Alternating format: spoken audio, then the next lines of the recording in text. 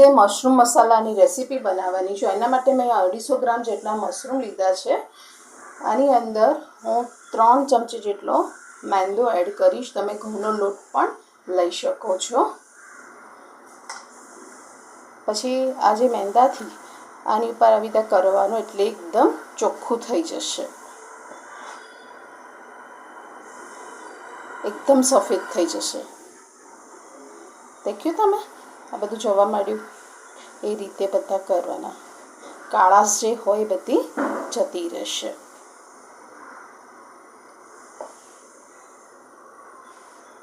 ધીમે ધીમે કરવાના, મશરૂમ એકદમ સોફ્ટ હોય ને માટે ધીમે ધીમે આવી રીતે કરીને સાફ કરી દેવાના બધા. મશરૂમને મેં સમારીને રાખ્યા છે, તો આની અંદર થોડોક મસાલો પણ આપણે કરી દઈશું. તો સૌથી પહેલાં હું આની અંદર 1 ચમચી જેટલું મીઠું એડ કરીશ, 1 ચમચી કાશ્મીરી મરચું,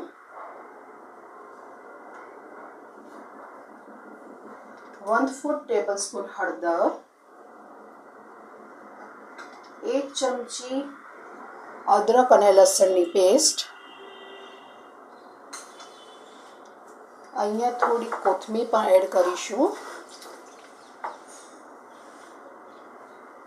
અને આમાં આપણે કાજુ કે કસાની પણ પેસ્ટ નથી કરવાની, મગજતરીના બી ખાલી દહીંથી જ કરવાનું છે. તો આમાં હું 3 ચમચી જેટલું દહીં લઈશ.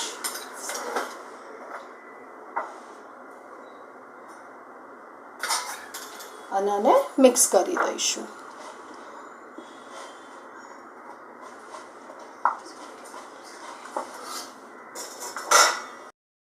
લીધું છે, ગેસ ચાલુ કરી દીધો છે. એની અંદર પહેલા 2 ચમચી જેટલું તેલ એડ કરીશું.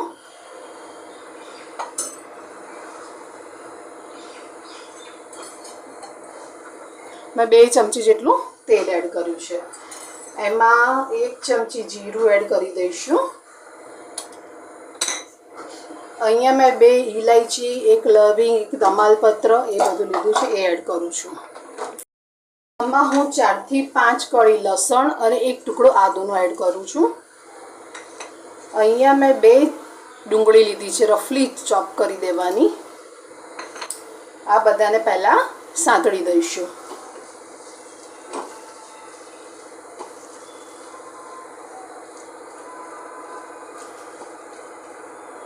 મોટું મોટું જ સમારવાનું છે બધામાં.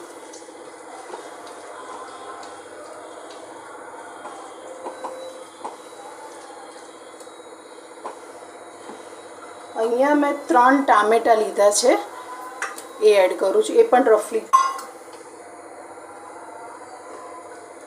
ચોપ કરીને રાખ્યા છે.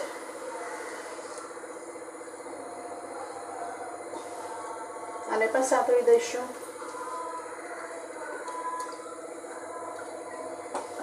હવે આની અંદર આપણે મસાલા પણ કરવાના છે. તો 1 ચમચી ભરીને હું અહીંયા કાશ્મીરી મરચું લઉં છું, અડધી ચમચી હળદર, 2 ચમચી ધાણા જીરું,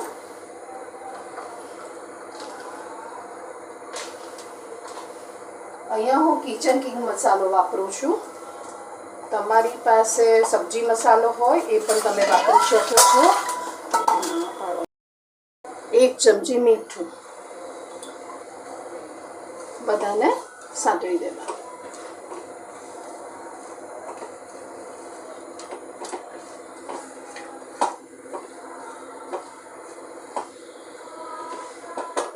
હવે આની અંદર થોડુંક પાણી એડ કરીશ, અડધો ગ્લાસ જેટલું. અને કુકર બંધ કરીને આને 2 થી 3 સીટી થાય ત્યાં સુધી થવા દઈશું. કુકર હવે ઠર્યું કે નહીં આપણે ચેક કરી જોઈએ. વાહ, કેવા સરસ ટામેટા એકદમ સોફ્ટ થઈ ગયા, જોયા તમે? જો હવે આપણે જે મેરિનેટ કરીને રાખ્યા હતા ને મશરૂમ, એ પણ અંદર એડ કરી દઈશું. અને મેં ગેસ ચાલુ કરી દીધો છે. 2 મિનિટ આ માટે આને આવી રીતે હલાવતા રહીશું એટલે બધો મસાલો અંદર મિક્સ થઈ જાય.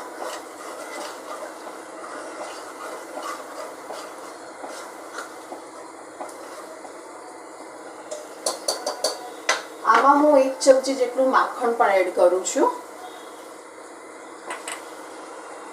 અને 1 ચમચી મેં કસૂરી મેથી લીધી છે એ એડ કરું છું.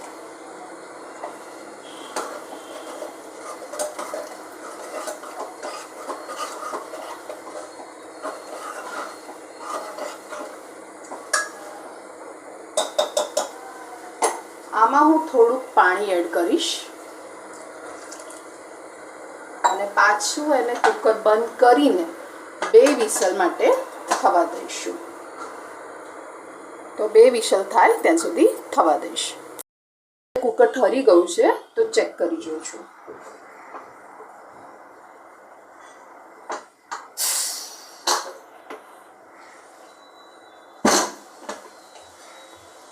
વાવ, કેવું સરસ થયું છે. એકદમ તેલ છૂટું થયું છે. જોયું તમે કેટલું સરસ થયું છે.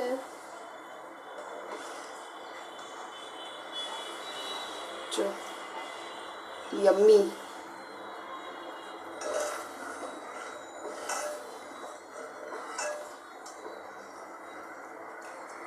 કેટલું સોફ્ટ અને કેટલું સરસ થયું છે મશરૂમ મસાલાનું શાક. તો હવે હું એક પ્લેટમાં કાઢી દઈશ. મશરૂમ મસાલાની સબ્જી મેં એક પ્લેટમાં કાઢી લીધી છે. સાથે સાથે રોટલી પણ મેં સર્વ કરી છે, સાથે સલાડ પણ સર્વ કર્યું.